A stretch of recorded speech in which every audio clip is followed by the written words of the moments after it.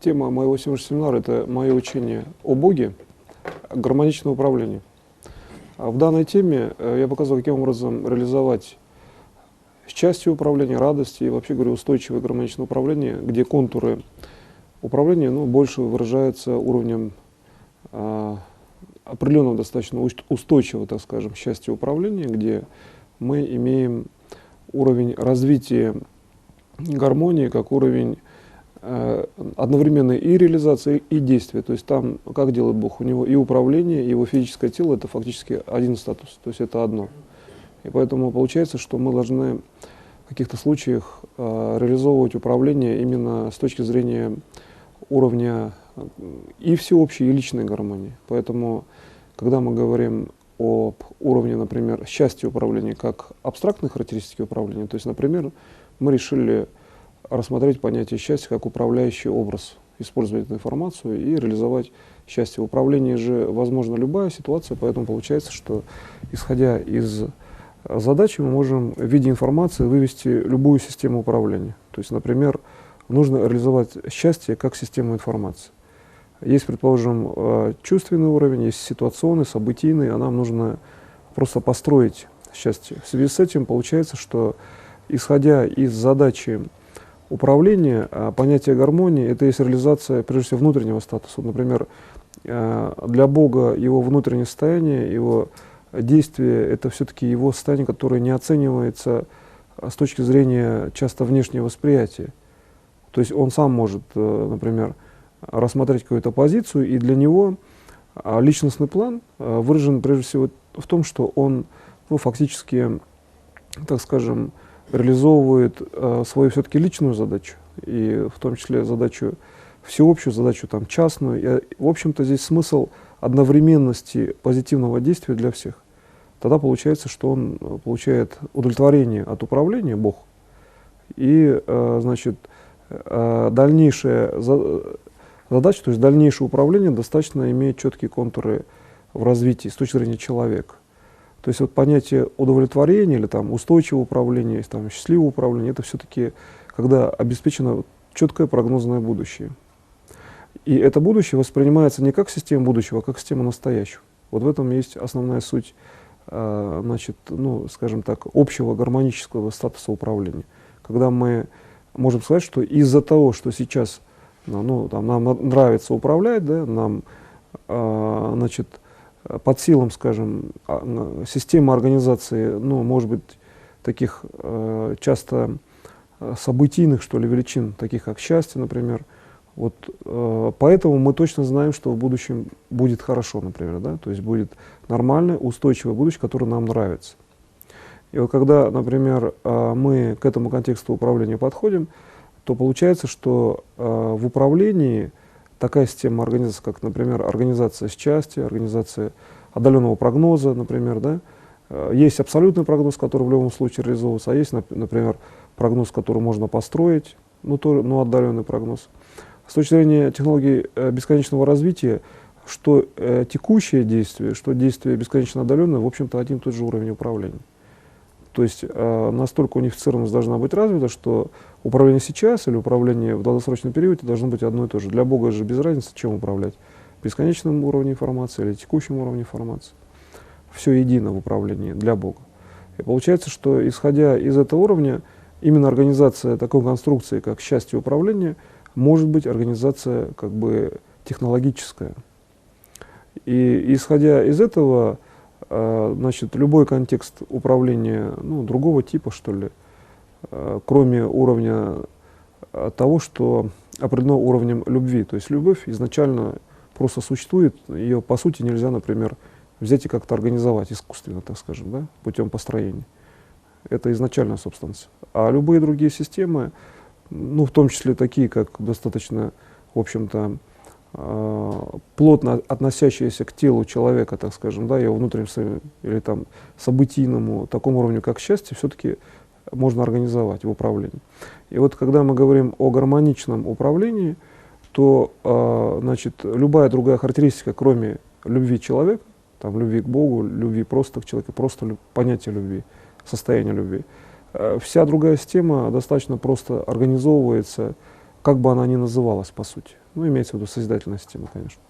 И исходя из этого, когда мы начинаем ставить задачу управления, то получается достаточно в корне любой ситуации рассмотреть движение любви, то есть, в общем-то, как бы проявление или там совмещение, или, так скажем, как любовь перетекает в систему управления, как из любви рождается управление, то мы можем сказать, что это уже счастливое управление, потому что мы за этим наблюдаем.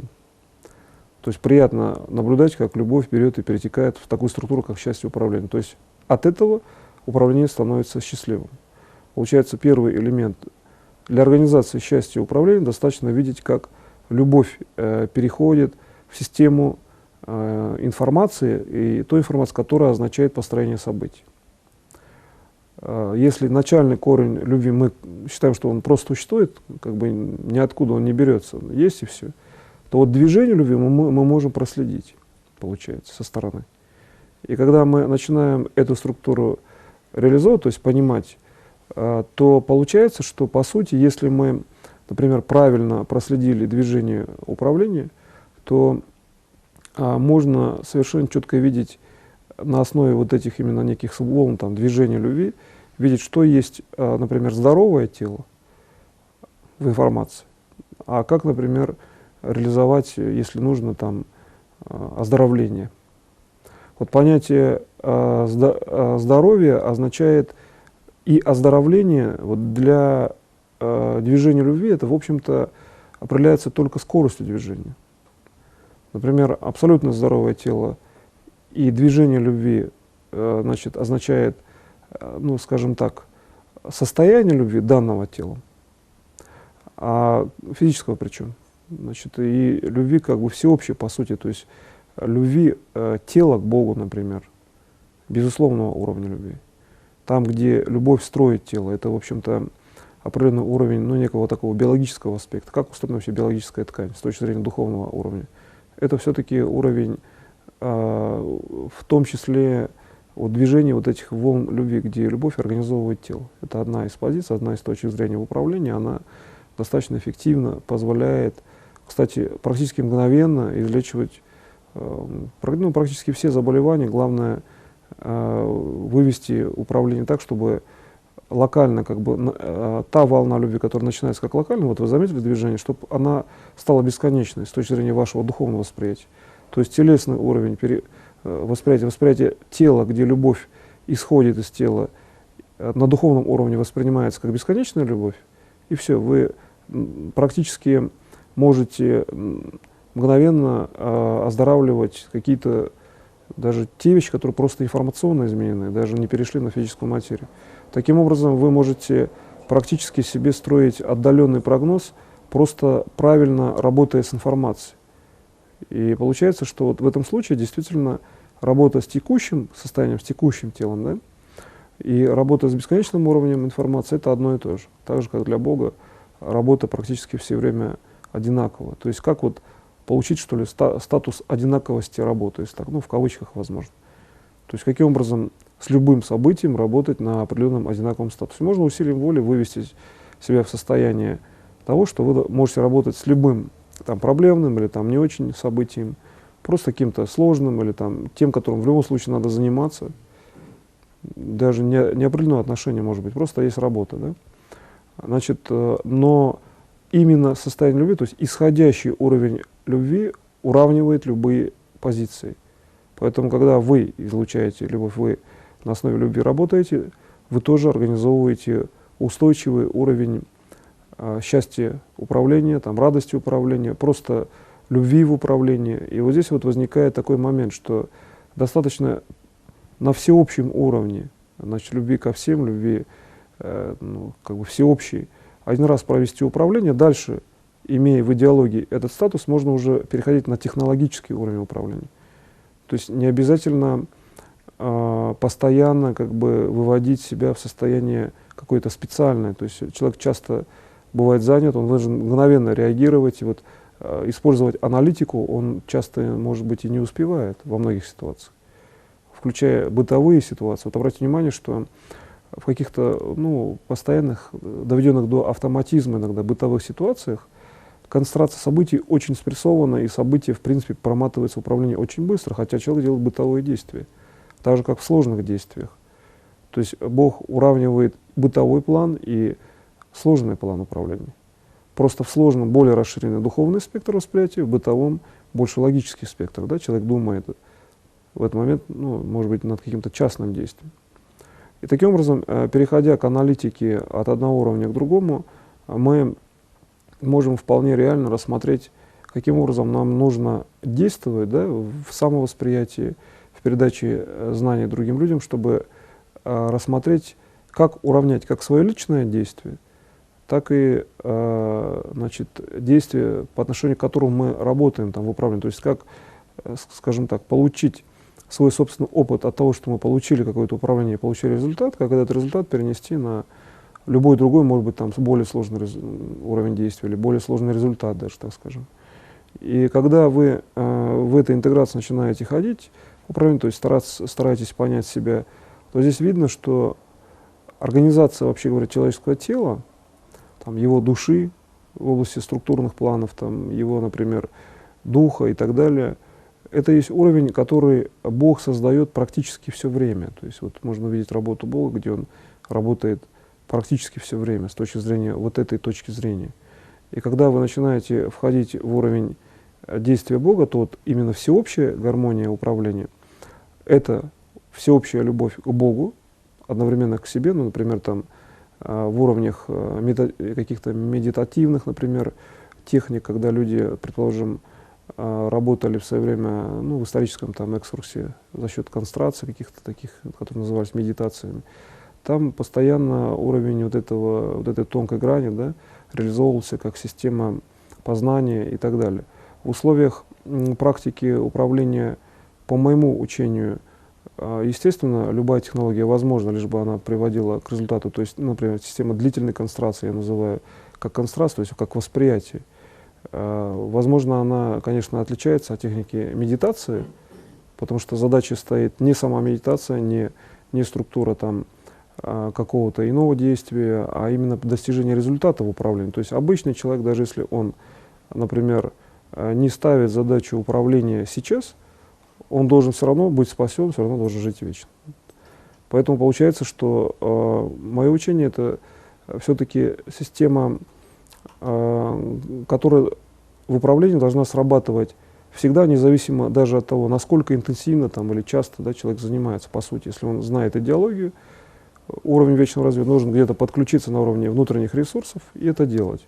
А вот уровень внутренних ресурсов, то есть душа человека, когда человек, в принципе, уже имеет инструмент управления, то получается, что здесь вот этот именно инструмент управления, он и есть как бы органичная связь между состоянием души человека, вот, который знает, да, что, например, в принципе, он уже осуществил события будущего, душа знает, достаточно корректно, часто знает будущие системы. И то, что он делает сейчас. Вот, например, если с точки зрения Бога рассмотреть, Бог знает будущее и делает сейчас. Да? С точки зрения человека это то, что Бог просто как бы берет и себе некую границу сам делает и говорит, вот это вот пусть будет будущее, это вот текущее. И чтобы быть в текущем, Бог находится вместе с людьми, например, да? Значит, а будущее Он же тоже создал. Так вот, создание будущего в настоящем — это один из постулатов именно такого гармоничного управления, где структура, например, счастья управления — это формализованный уровень все-таки. То есть со стороны можно взять и сказать, ну давайте сделаем значит, управление счастливым. Что из себя означает информация счастья? Абстрактно. Вот это определенная там, модуляция света, частоты, взяли, создали систему управления, получили информацию счастья. Но насколько это реально счастье и как, например, отличается, скажем, если так можно выразиться, от счастья, которое человек испытывает в совокупности естественной как бы, ситуации, да? В совокупности развития событий, когда он не задумывается и на него там находит уровень счастья, например. И вот естественность, то есть подведение к ситуации, это есть действие Бога к человеку. А вот когда человек себе модулирует счастье, то он должен тогда осознать с точки зрения Бога, действительно ли он себе создал информацию счастья правильно. И вот тогда возникает очень простой момент, что как только вы выходите на макроспасение и в действии убеждаете, что вы сделали управление для всех, тогда вы можете сказать, да, вы двигались одновременно с тем, как показал Бог, и даже смодулированное счастье — это истинное, действительное счастье. Потому что вам достаточно заметить то, что ваш один импульс прошел и кому-то помог, например. Да? То есть, получается, помочь хотя бы одному — это уже счастье с точки зрения логики управления. А когда вы работаете через макроспасение, вы, получается, все равно помогаете. Может даже свой импульс проследить. Но, как правило, практики должны прослеживать именно по моему учению. Часто стараются конкретную помощь отследить там, по бумагам, документам и так далее. Вот. И вот здесь, собственно говоря, там, дальше, когда идет как бы объективизация процесса, то это как бы усиливает этот статус точности, да, например, и так далее. И получается, что вот сама истинность управления, во всеобщей помощи там, это понятно, но и в детализации, скажем, получение конкретной там, помощи каждым человеком. Вот здесь возникает очень такой уровень все-таки личностный, то есть насколько человек действительно помог другому, реально, скажем так. Вот с точки зрения логики можно там помочь, можно сделать так, чтобы там какие-то оздоровительные процедуры наступили, да, или там улучшить события, но ведь реально критерием, вот, я считаю, являются только именно элементы и реальные системы вечного развития. То есть когда один человек другому дает технологию вечного развития, например, если там он освоил какую-то сам или там умеет реализовывать какие-то системные принципы, а к системным принципам относится то, что если он там мог вылечить одного или двух человек, или даже помочь, значит, это можно перенести на себя, на других как бы экстраполятивные принципы, расширение в виде возможностей, что такую возможность можно применить чисто логически. И дальше вы начинаете распространять данное управление дальше, как бы шире и так далее. И вот здесь возникает следующий уровень, который приходит опять к вам же. Вот здесь опять, то есть такой вопрос, зачем Бог создал человека по образу и подобию своему? Значит, а потому что счастливый импульс, там, самый счастливый импульс управления, Бог же может создать идеальное счастье для себя лично. И любое его действие может означать идеальное счастье, идеальную гармонию. И дальше он имеет обратный импульс. Что он там сделал, да, например? Вот обратный импульс, что приходит к нему же. И вот приход к нему, это все-таки есть его же собственный образ человека, опять же. Вся внешняя информация, это есть образ человека. То есть если мы хотим перешагнуть за критерии того, вот мы взяли и всю информацию изучили. Двигаемся, например, бесконечное время. И вот наконец мы пришли к какому-то там рубежу и думаем, а что дальше вообще? Что дальше той информации, которая является самым начальным уровнем информации, да? А дальше опять это образ человека, причем абсолютно открытый, как бы идеализированный, идеальный образ человека, где он вообще не имеет статуса никакого, кроме там вечности. Там человек, который напрямую связан с Богом, да? Он совершенно четко видит Бога, он понимает, что надо делать и так далее. И получается, что вся информация в принципе исходит как бы из него, из этого человека. И когда мы начинаем вот эти вот граничные системы управления видеть, то оказывается, что самый устойчивый уровень, да, бесконечного управления — это взаимодействие между людьми. Вот когда вы передаете постоянно технологию управления с точки зрения вечного развития человека, человечества в том числе, да, значит, естественно, вы тогда четко понимаете, вот, что тогда, да, действительно, вы, значит, что-то начинаете давать человеку. Не только то, что вы там обеспечили здоровьем, например, там, улучшили события или там, сделали их даже идеальными с точки зрения, там, пусть даже всех людей. А что дальше? Там, что вы делаете дальше для этого человека? Вот дальше это все-таки вечное развитие. Вот когда вы начинаете видеть, что в вечном развитии вы даете ему точность управления, а там же опять работа, вот вечное развитие, это все-таки же постоянная работа получается, по логике. Человек, который привык преодолевать, например, и он считает, вот вечное развитие, постоянно что-то придется делать. То есть, значит, насколько здесь можно управление сделать, ну, там, скажем, жизнерадостным, устойчивым, да, и так далее. И вот здесь вот основной аспект жизнерадостности, как бы управления, когда человек жизнерадостен лично, потому что он в чем-то уверен с точки зрения внешней информации, это как раз результаты других людей. И вот когда он начинает видеть, что результаты других людей устойчивые, например, как Богу понять, что Он создал устойчивый мир, да, бесконечно развивающийся? Он должен видеть, что люди живут вечно, ну, для начала хотя бы. Значит, и когда получается, что вы видите у других людей вот эти устойчивые результаты, например, в том числе потому, что вы их чему-то научили, или вы себя правильно ведете даже, например, то вот здесь, да, вот здесь возникает взаимное счастье, взаимная гармония, и вы тогда уверены, что та платформа, на которой вы находитесь, она действительно имеет структуру вечного развития. Вот вы наступили, скажем, да, встали на платформу вечного развития, потому что умеет другой человек.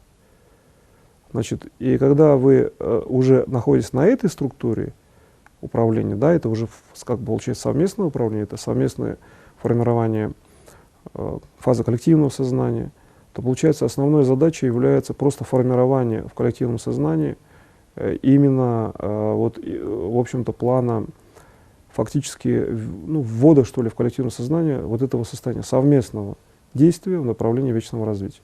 Тогда, получается, все совершенно равны, ни у кого нет там ни преимуществ, никаких там ущемляющих вариантов. У них всех есть одна простая там задача, которая достаточно понятна.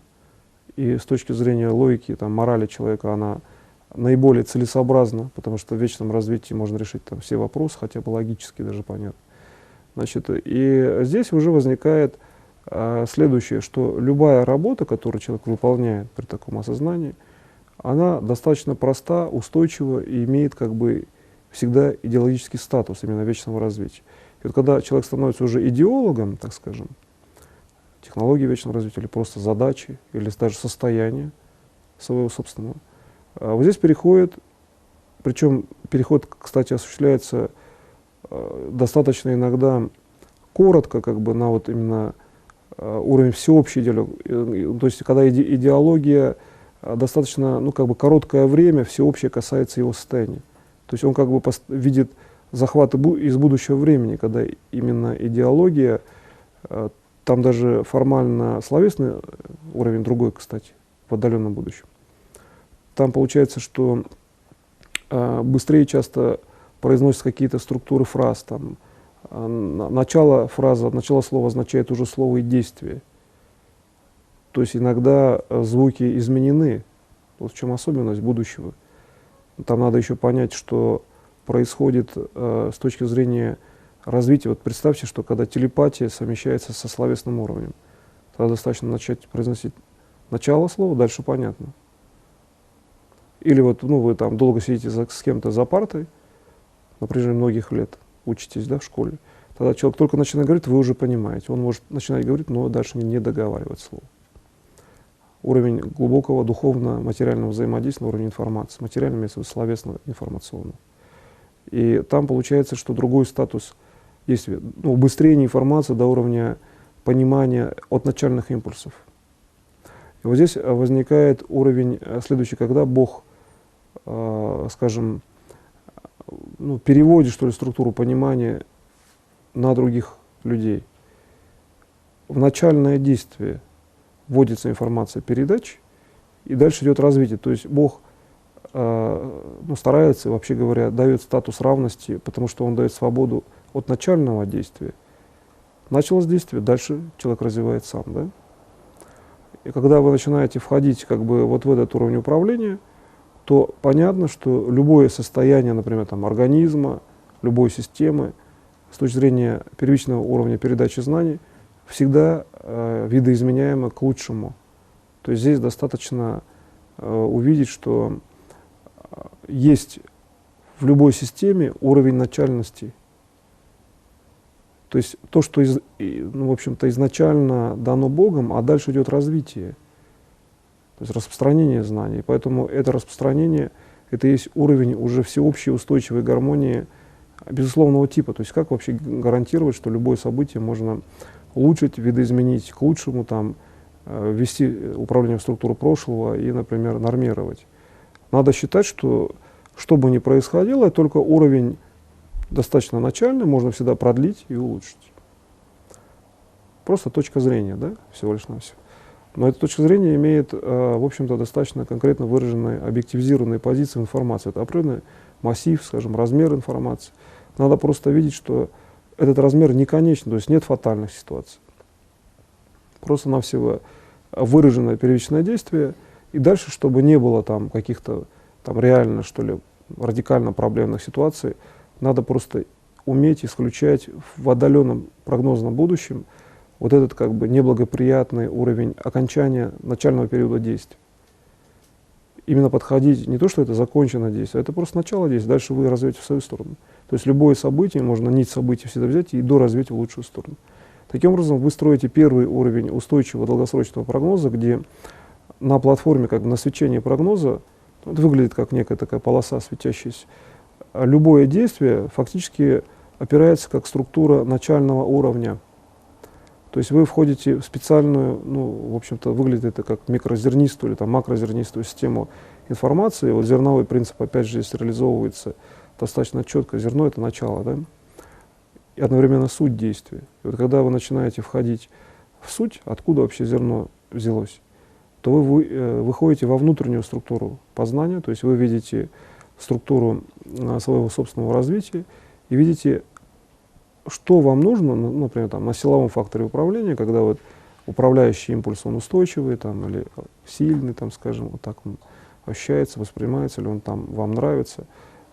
Как распределить управление, как получить вот этот устойчивый импульс, который, например, заведомо устойчив, потому что вы знаете, например, прогноз, или вы знаете именно, как построить стратегическое управление, или знаете абсолютный прогноз, но вам нужно еще состояние. Так вот, для Бога, который создал всю реальность, как ему определить, что в этом мире ну, определяет его личную концепцию действия, да? То есть он же все равно все может. Получается, что именно состояние, определение состояния за счет каких-то ну, внешних параметров, там, диагностических, управляющих, это и есть то, что Бог называет, например, для себя там, силой, да, например, с точки зрения человека и так далее. Или там счастья действия, или устойчивости действий. Потому что для Бога есть только один критерий — научить других. Значит, по другому уровню он, в принципе, ну, по большому счету не воспринимает. Когда, ну, что ли, с точки зрения всеобщего развития, когда вы начинаете переходить на эту точку зрения, то вы видите, что как только вы ставите задачу научить других, например, там, вечному развитию, то все ваше управление определяется только тем, как вы сами себе назначаете состояние внутреннее, например. Просто, ну, как бы ощущение какое-то. То есть ваше состояние определяется тем, что вы, например, решили иметь там какое-то состояние, то или иное, да? И в зависимости от этого состояния, которое вы назначаете себе сами, вы сами в него входите, и отсюда идет уровень управления. Вот это уровень гармонии, который подвластен вашему собственному уровню ну, как бы назначения действий. Получается, что когда вы назначаете действия, ну, например, по отношению к себе, то вы управляете всей внешней системой, всей внешней реальностью, и при этом, при всем, состояние может, кстати, быть произвольным. Если, например, человек может научиться иметь, например, там, хорошее состояние, а всю внешнюю информацию воспринимать как уровень до, значит, ну, скажем, контуров этого состояния на каком-то расстоянии, а дальше информация конвертируется и преобразовывается в виде уже управляющих областей. Дальше она нейтральна. Например, как диагностировать атомную электростанцию, где там возможен взрыв, какие-то там категории проблемных ситуаций. Вот здесь как раз-таки нужно иметь какой-то как бы демпфинг, да, определенный уровень пространства, чтобы вся внешняя информация воспринималась абстрактно. Ну, как человек решает задачу, он ее воспринимает абстрактно, научиться переносить абстрактное действие в реальную ситуацию. И вот поэтому я как раз поставил вопрос, что организация таких, в общем-то, может быть, ну, считающихся объективизированными, что ли, более ситуациями, как там счастье, что зависит это от неких внешних причин. Если научиться управлять любой системой там, чувственной, как я сказал, кроме понятия любви, опять же, здесь вот очень важно выделять статус любви как изначальный, который, в принципе, существует, ну, как бы просто так. Он существует и все, и что-то там глубже найти или построить какую-то конструкцию иную, или построить там какую-то искусственную любовь, это практически невозможно с точки зрения ну, да, логики даже реальности мира. И получается, что здесь, вот, если мы смотрим все вокруг, то все остальное построить можно. Но ведь мы тогда опираемся на любовь, значит, мы можем все построить. Чисто вот логический даже принцип. Да? Значит, достаточно опереться на любовь, и мы достаточно четко строим все вокруг. Значит, нужна точка опоры именно на любви. Значит, а здесь есть действие, синхронное Богу. Значит, это любовь всеобщая, то есть как получить как бы, технологический принцип развития любви, что есть любовь уже как следствие действия. Здесь уже возможны нюансы, но это уже все равно как бы по сути не то, это мы только смотрим следственный уровень, и здесь уже даже не сама любовь, а больше логика развития. Но когда мы начинаем значит, вдумываться в структуру управления таким образом, чтобы нам совместить как бы, любовь логического плана, что ли, управления, где мы должны структуру любви вводить в действие. Например, есть информация о любви, нам нужно ввести в управление. Мы можем ввести, но тогда мы четко получаем сразу же выход к реальному состоянию любви, то, что дает изначально Бог, да, то, что не имеет, ну, скажем, ни начала, ни конца, просто существует и все. И идет устойчивый уровень управления, в принципе, длительное время. То есть достаточно один раз ввести управление любовью, так скажем, выделяя просто на информацию любовь, чтобы получить уже да, много там, месяцев, лет там, или десятилетий устойчивого управления. Вот обратите внимание, соприкосновение один раз только с информацией, моделируемой как бы системой управления за счет любви, то есть вы любовь не моделируете, просто можете взять и ввести это управление в какую-то цель, но знаете, что вы взяли структуру именно любви, и импульс устойчивости уже несопоставим. Там, можно сделать это за секунды, там, миллисекунды, получить многолетнюю устойчивость. Главное, как вывести на себя уровень, то есть под каким ракурсом. Да? Вот один из принципов выведения уже ракурса обратного действия от управления любовью, это ракурс всеобщности вашей любви. То есть вы делаете это для всех все-таки, для их опыта. Вы их как бы одновременно и обучаете, и делаете для всех. Также, кстати, Бог делает, Он получает абсолютную устойчивость своего будущего с точки зрения человека, да? Потому что Он все равно же, Он создатель всех, Он и делает для всех. Любое Его действие, логически понятно, что для всех даже. И когда вы начинаете переходить к логике, например, управления в данном случае, то получается, что вы имеете достаточно устойчивое, гармоничное, достаточно такое поле управления, где любой импульс, который вы в логике именно гармоничного управления переводите во внешнюю систему, возвращается к вам там, усиленным уровнем любви, да, от внешнего действия. Причем там можно видеть, что это вы провели структуру любви до управления, а дальше идет обратный импульс, и вы как бы ничего не взяли и ничего не использовали. По сути, вы ввели любовь, то есть вы показали любовь, и это же и вернулось просто в более устойчивой форме для вас. То есть вы не повлияли на события, вы не сделали, например, понятие воздействия. То есть вы просто дали картину любви, и она была воспринята, и событие улучшилось, да, например. И вот получается, что здесь важно тоже видеть статус, управлять так, что вы не осуществляете вмешательство в событийную конструкцию. Как Богу удается не вмешиваться в структуру, в общем-то, там, скажем, в явном, да, часто виде, а тем не менее события все время происходят. То есть он же какой-то дает уровень, где человек полностью всегда свободен, хотя Бог все определяет. И вот этот вот уровень управления, то есть здесь нет противоречия, определение событий, например, Богом, для него бесконечно будущее, так же, как текущее, да, и все прошлое. То есть так же, как текущее время и все прошлое время. Но бесконечное будущее там не только время.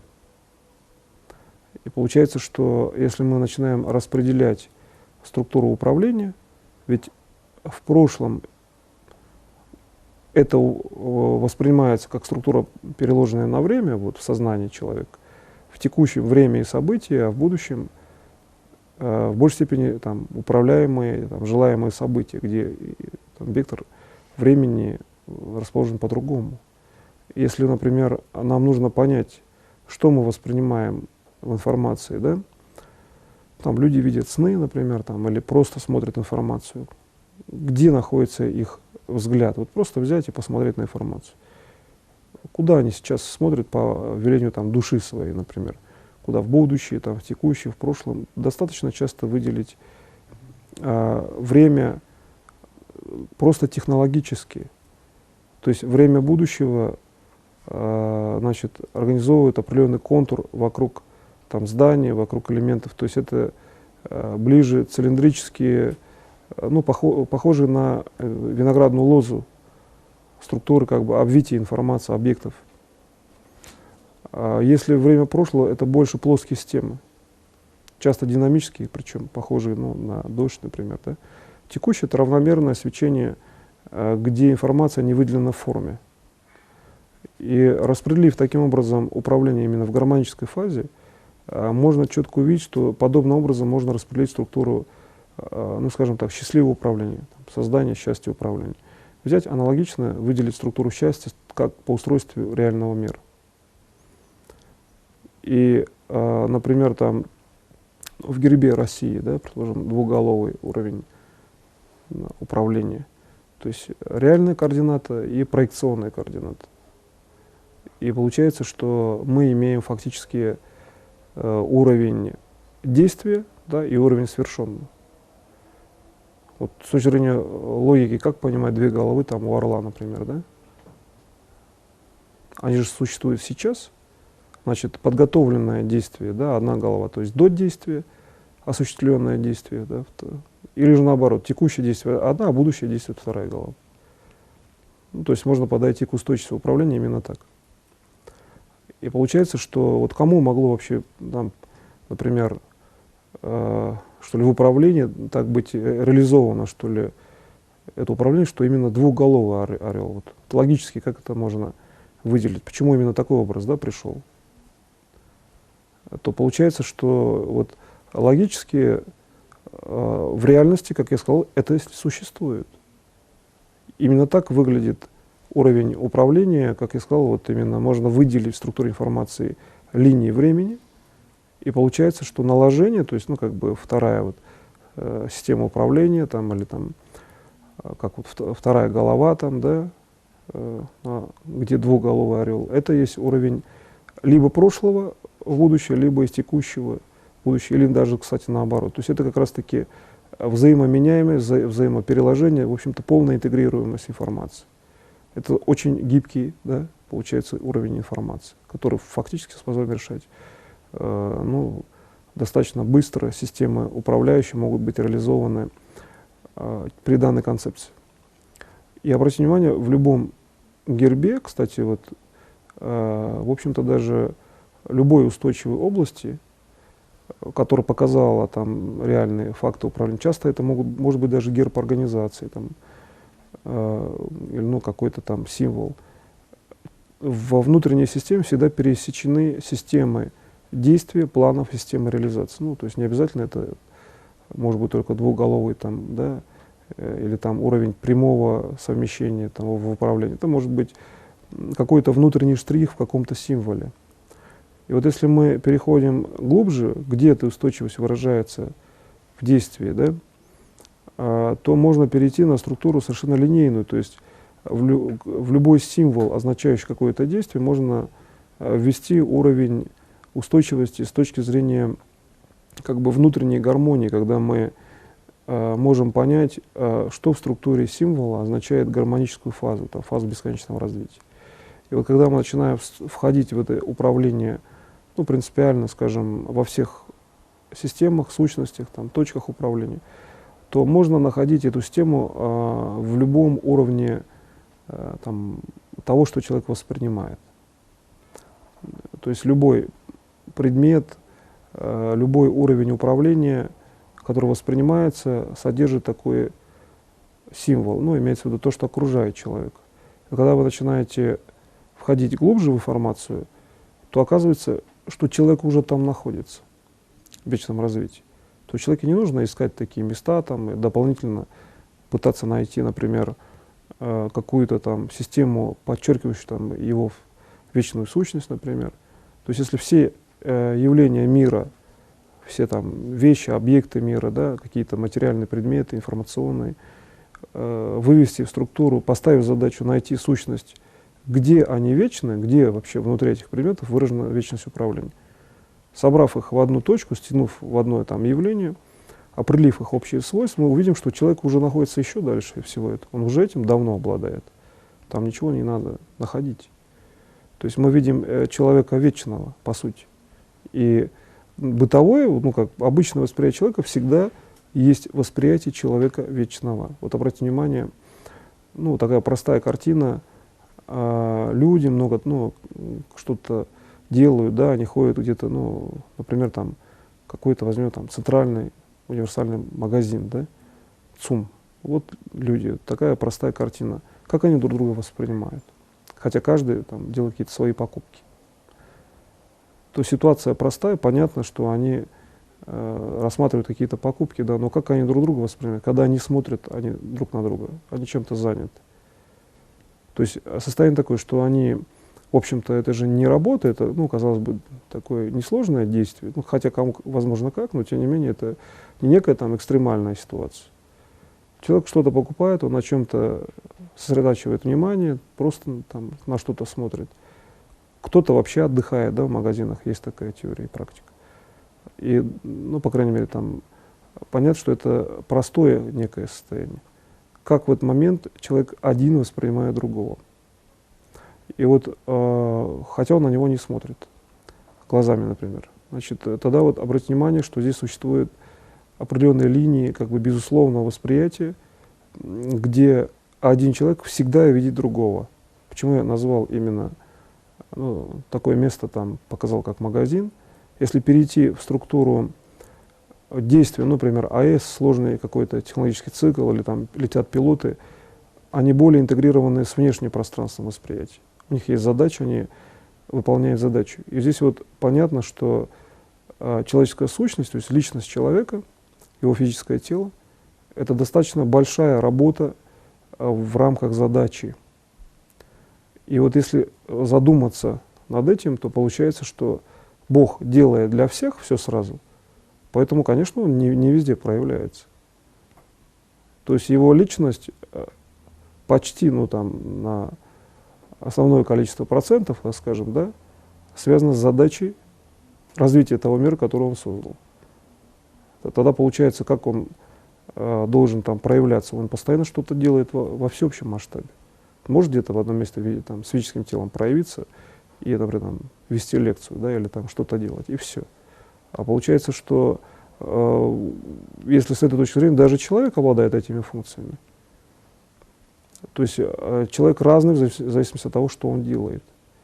И если человек, например, поставил задачу развития мира во всеобщем масштабе, да, вечного развития, значит, он должен практически по аналогии с тем, как делает Бог, поставить свое управление на вечное развитие, тогда получается, что именно в этот момент он начинает обладать как бы всеобщей сущностью в управлении, и тогда он приходит к себе уже более корректно, более, ну, как бы координатно даже в информации.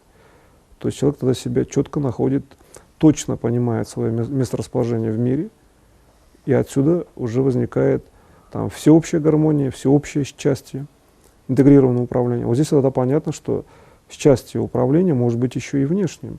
То есть все другие счастливы, за этим можно же наблюдать. Например, там люди радуются на празднике, можно за этим наблюдать, это счастье внешнее. В этот момент человек может не радоваться, например. Но он же понимает, что это счастье на информации. А вот по большому счету, если очень много людей радуются, то как бы совсем не радоваться достаточно сложно.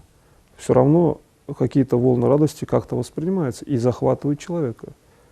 Он же не может там отгородиться. И раз он воспринял, значит, счастье существует. Поэтому в структуре организации счастья в управлении, что является, ну, скажем, одним из признаков устойчивости, мы можем вполне сказать, что за системой счастья стоит какая-то структура бесконечных будущих событий. Элемент благоприятного действия в текущем времени всегда содержит большее количество устойчивой, то есть желательной для развития человека информации. Где-то находится уровень точности в управлении. Поэтому, когда вы работаете в управлении, выделяете именно с точки зрения гармонического уровня управления, устойчивого, бесконечного уровня управления все время структуру радости, структуру устойчивости, структуру благоприятности. Желательно научиться это выделять часто мгновенно, просто информативно. Почему я говорю, что для гармоничного управления часто структура счастья должна быть как система информации. В тот момент, как любовь — это есть действие и состояние. И когда вы рассматриваете вот этот вот уровень управления как информацию, которая благоприятная, да, то есть точная, можно же создавать, то можно постоянно видеть бесконечное будущее как совершенно прикладной инструмент и стараться хотя бы периодически вот на эту ось будущего как-то настраивать, что ли, спектр, структуру управления, то есть воспринимать систему управления именно с точки зрения бесконечного будущего. И отсюда видно, что вот это вот бесконечное будущее, то есть свечение от этого будущего, фактически формирует вашу же собственную будущую картину, потому что вы очень часто четко видите определенные конкретные частные события, которые касаются вас. Ну, не обязательно только вас. И когда вы начинаете в эти события входить, вы можете видеть, что, например, можно спрофилировать какие-то негативные события, например, предотвратить какие-то, совершенно, может быть, вещи, как бы такого толка, что они могут быть в виде там неких эксцессов, да, каких-то совершенно ненужных, то есть тех ситуаций, которые вы не можете допустить, например, да, то есть как только вы начинаете на это реагировать, вы видите, что при определенной доле труда эти ситуации действительно можно предотвратить именно на уровне текущего состояния и в текущее время. И вот здесь вот важно увидеть, что для текущего времени часто не нужно много такого физического времени, чтобы что-то исправить в будущем. Достаточно поставить задачу за 5 минут успевать сделать любое действие отдаленного прогноза. Простая задача, надо успеть все делать в течение 5 минут. Если даже вы через 20 лет, через 30 видите, что нужно что-то сделать для спасения планеты, цивилизации, например, некая комета где-то вдалеке, да, то вы должны тоже укладываться желательно в минуту или в 5 минут. Когда вы начинаете себя приспосабливать к тому, что вы любое стратегическое действие можете выравнивать за достаточно короткое время по отношению к годам времени, то в принципе вы входите уже в систему той практики, которая осваивается не потому, что вы ставите управление временем, например, так, что долгосрочный прогноз сделали, какой-то на десятилетие вперед, например, да, и потом, чтобы подтвердить прогноз, вам нужно выжидать. Только потому, что вы научились действовать вот сейчас. То есть уровень действия в какие-то определенные интервалы времени, обязательно в минуту, в 5, может быть, вы научились в миллисекунду работать. Вот эта вот системность, когда вы научились исправлять на определенном внутреннем духовном уровне, вы понимаете, что вы это можете делать, пусть даже, например, вы делали это раньше, например, да, и так далее. Вот здесь уже возникает такая система макроустойчивого управления, как делает Бог. Он сам делает, он знает, что это точно, и это будет иметь бесконечное развитие.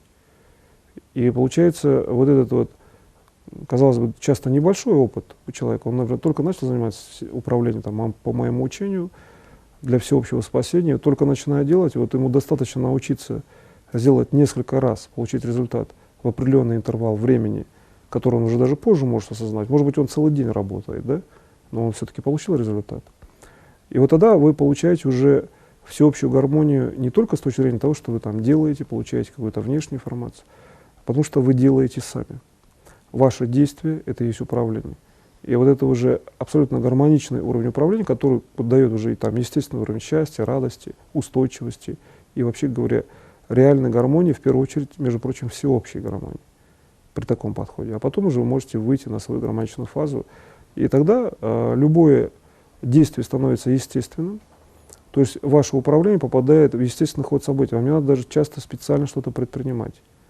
Ваше естественное действие – это и есть всеобщее, точное, причем управление то, которое именно имеет реальный уровень вечного управления.